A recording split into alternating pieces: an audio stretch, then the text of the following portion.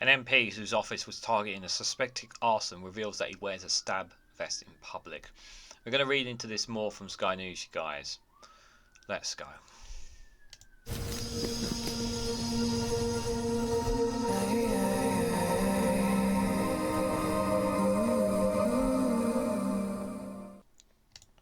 Good morning, good afternoon, good evening, wherever you are in the world. This is REGANELITE here with an article from Sky News with the headline that MP whose office was targeted in a suspected arson reveals that he wears a stab vest in public.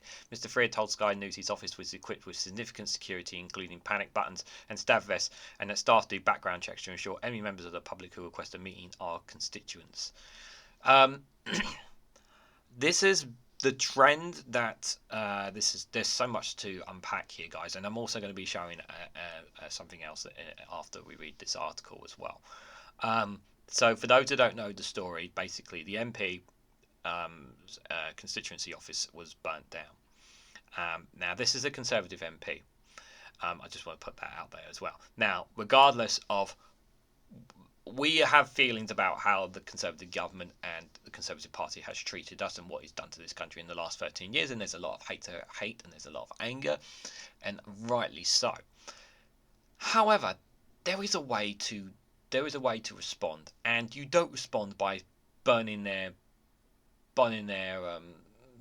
office on fire. You don't respond by making death threats. You don't respond in a way by hurling abuse at them on social media. What you do is you challenge them, and you make compelling arguments, and you make your case here to them.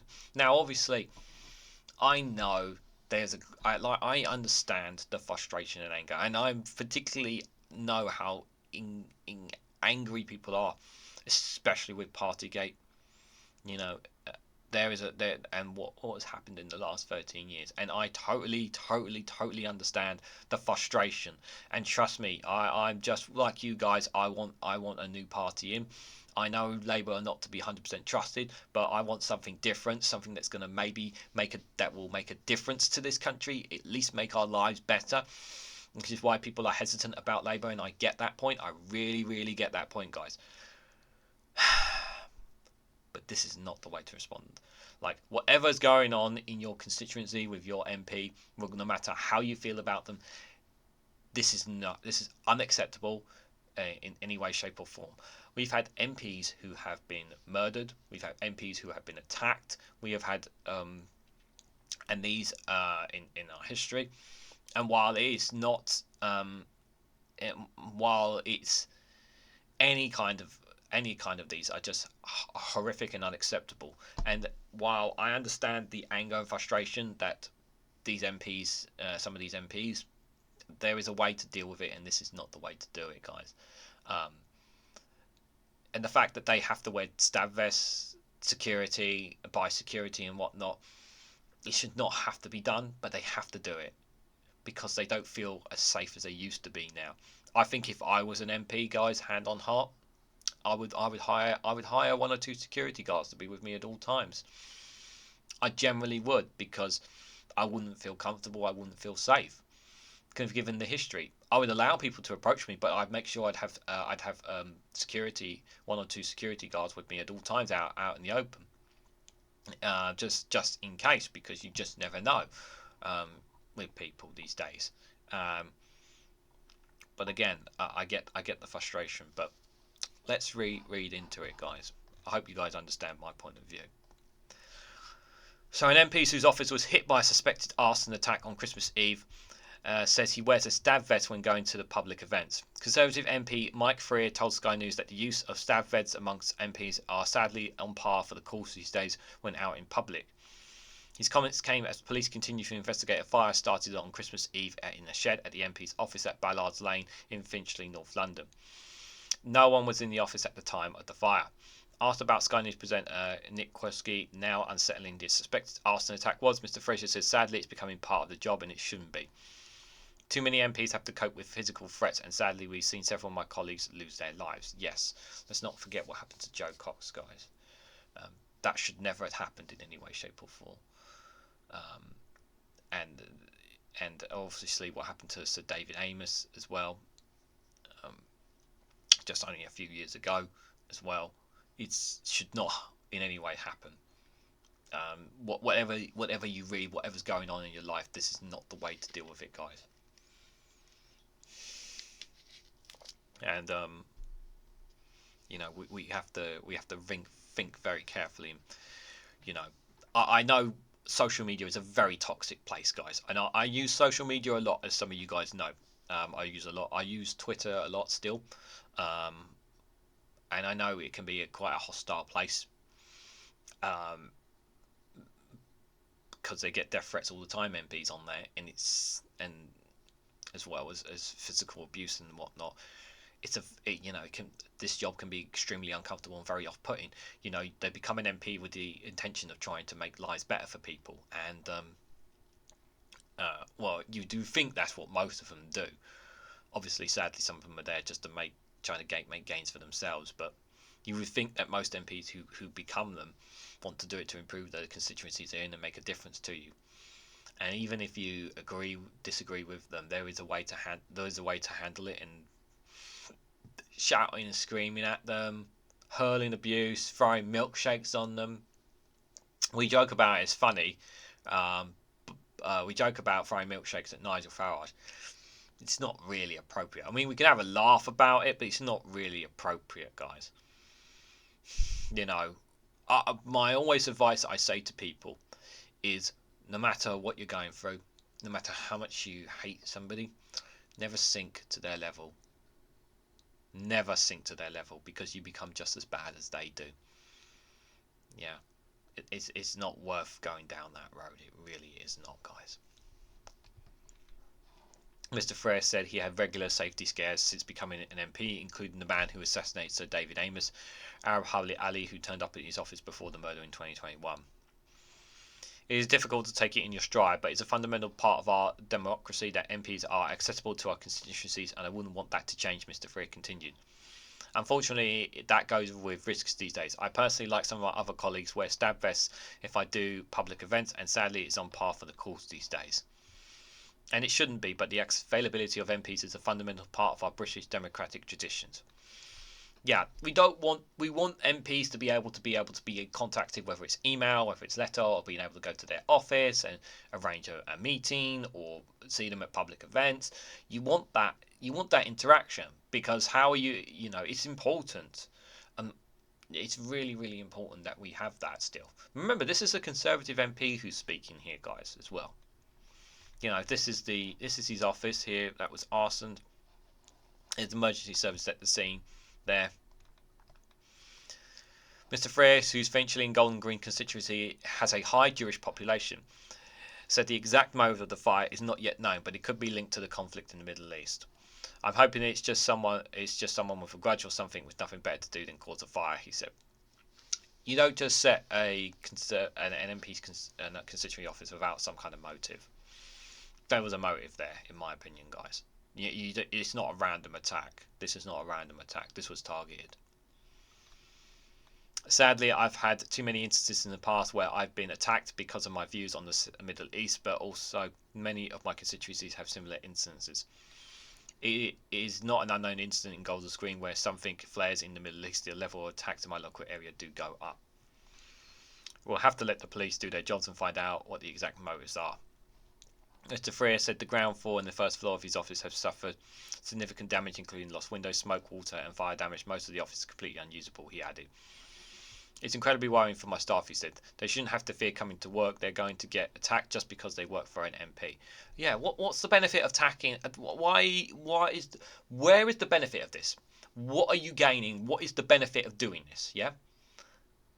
Honestly, yeah, ask yourself in all seriousness, what is the benefit of putting fear or intimidation on people who work for these MPs, let alone doing it to the MPs? What are you hoping to gain out of this? You're not going to gain anything out of this. You might make yourself feel better just because you're not happy with the MP? This is unacceptable in every way, shape or form. Like I said, there is a way to deal with this, and this is not the way to deal with it. Okay, in any way, shape or form. Intimidation, assault is unacceptable on every single level. You're not going to solve nothing by doing this. Yeah, you solve nothing. You're wasting your time, and you're making it more difficult for the MP to do their work as well. He added that the suspected arson will be a concern for any staff who work as an MP across the country. Mr. Freer told Sky News that the office is equipped with significant security, including panic buttons and stab vests that the staff do background checks to ensure any member of the public who requests a meet in our constituencies. We've taken all reasonable steps to ensure we're safe and secure while remaining accessible, he said. Yeah, but he should not have to be that way, guys. He should not have to be that way. So before I give my final thoughts, guys, I'm going to show you this article. I'm not sure how reliable this is, but I wanted to get a bit of a reminder here, guys. This is from NDTV. Again, I don't know how reliable it is, so I'll take it, like I say, take it with a pinch of salt, I would say. So this is about tax on MPs, British MPs in the last two decades. This was back in 2021. So David Amess, the 69-year-old lawmaker from Prime Minister Boris Johnson, was attacked around midday London at Belfast, east of London, obviously. So these are a list of... So in London, the killing of British Conservative MP Dame Amess on Friday while he was held in open door session for constituencies following similar attacks in the last 2 decades. Joe Cox, the Labour MP, was shot and stabbed to death on June 16, 2016 in northern England as she was about to hold a surgery and opening meetings for constituents. Her killer, Thomas Mayer, had links to neo-Nazi organisations and was heard shouting Britain first as he murdered the 41-year-old MP. He was sentenced to life in prison. His actions were praised by far-right organisations National Action, which was subsequently banned. The 2 members of the groups were jailed in 2018 after pleading guilty for plotting to murder Labour MP Rosen Copper with a machete.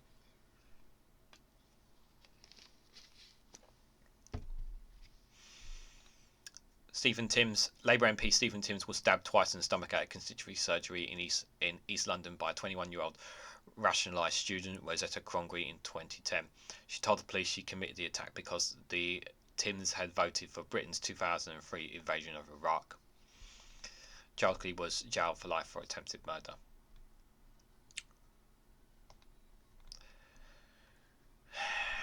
Nigel Jones in 2000, Liberal Democrat MP Nigel Jones was attacked also during a constituency surgery. The 51-year-old was wounded and his aide, 39-year-old Andrew Pelican, was stabbed to death in a sword attack at the party's office in Gloucestershire. The attacker wielded a samurai sword in over 2 feet 61 centimetres long, according to police. The attacker, Robert Ushman, later admitted manslaughter and penitent on the grounds of diminished responsibility, while a jury convicted him of the attempted murder of Jones. He was sentenced to medium security psychiatric hospital indefinitely. Ian Glow, a car bombing killed Conservative MP Ian Glow on July the 30th, 1990 in his home in East Sussex, South East England. The IRA later claimed the attack, saying it was targeting because of close personal associations by the then Prime Minister Margaret Thatcher and her shape policy in Northern Ireland. Anthony Berry, another MP in Thatcher's Conservative Party. Anthony Berry was killed by the IRA bomb attack in Grand Brighton Hotel during the Tory Party conference on October the 12th, 1984. Obviously, back in the 1980s, around that time, Thatcher narrowly escaped the blast, which killed 5 people in total, including Berry, an age of 31. Another one, Robert Bradford, ultra-unionist MP Robert Bradford, was shot dead on November the 14th, 1981 in Belfast. He held a constituency surgery. The killing was also claimed by the IRA.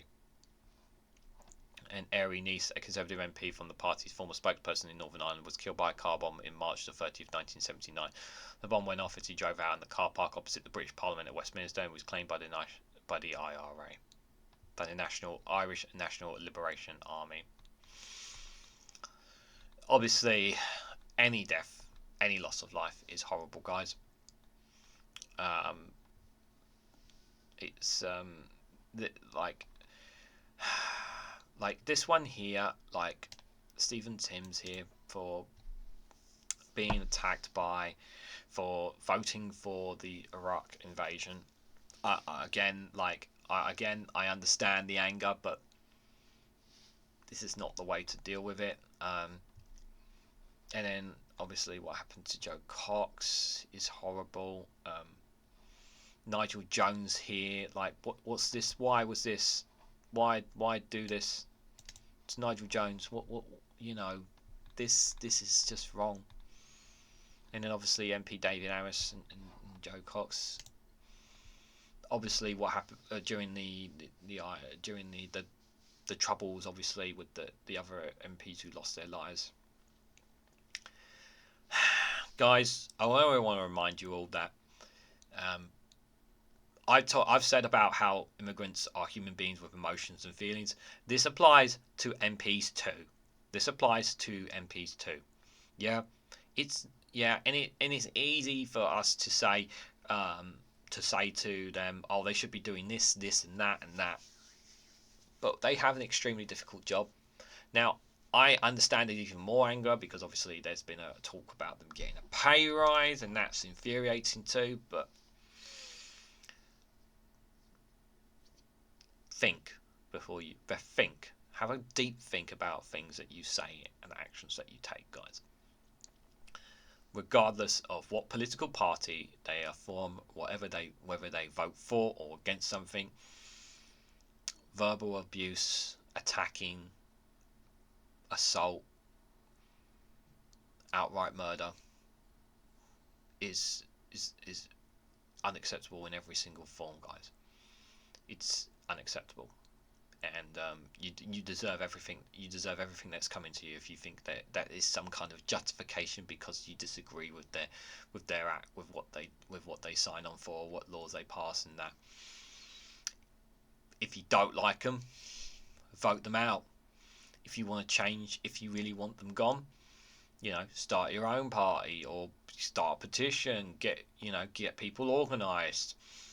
If you really want to change things, we talk about how much we don't like the Conservative Party and this Conservative government and how much we want them out. People are, what they're doing. They're organising. There's lots of parties, lots of groups of people online. Cal Vorderman will be is one of them, one of many people who are looking to bring down the Conservative Party, to call out their faults and that. You don't see them hurling abuse online at them. They're attacking their policies. They're attacking what they're saying is what they're doing. You don't see them threatening online. Those with common sense, at least. And it's important to remember that these are human beings with emotions and feelings, guys. So what do you guys think? Out of everything I've talked about, do you have a conscience? Do you have a heart? Because even if some of these MPs may seem heartless to you, is it still any way justifiable for the comments and things that you say about them? No, it's not. Not in my opinion. And I hope that's not how you feel when you comment down below, guys. Let me know what you guys honestly think. Hit the like button, be greatly appreciated. Share this across social media and hit that bell notification icon so you'll be notified when I upload another video or when I go live. And if you want to financially support me, you can do so by joining me on YouTube as a YouTube member for just 99p. You can also support me by buying me a coffee or joining me on Patreon for exclusive content as well. Thanks so much for watching, and I hope to catch you all very, very soon.